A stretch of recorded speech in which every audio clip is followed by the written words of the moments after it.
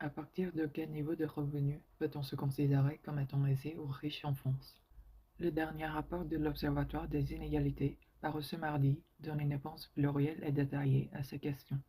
Car comme l'explique le document, le niveau de richesse dépend grandement de la composition du foyer. En 2023 en France, le niveau de vie médian était de 2183 euros, c'est-à-dire que la moitié des Français gagnait moins et l'autre moitié plus que ces sommes. Le seuil de pauvreté était établi à 1014 euros et le seuil de richesse à 4056 euros. Mais ce chiffre ne va que pour un foyer composé d'une seule personne.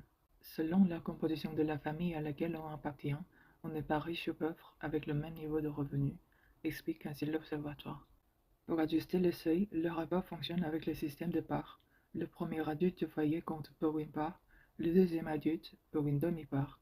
Les enfants de plus de 14 ans comptent pour une demi-part et les mineurs plus jeunes seulement pour 0,3 parts.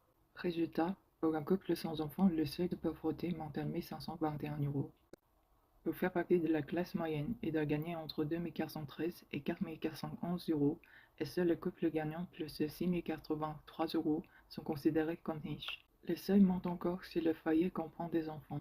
Ce que le rapport de l'Observatoire des inégalités montre aussi, c'est que les écarts de richesse et de pauvreté se creusent de plus en plus et continuent de cliver la société. Désormais, les 10% des personnes les plus riches de France gagnent au moins 3,4 fois plus d'argent que les 10% les plus pauvres.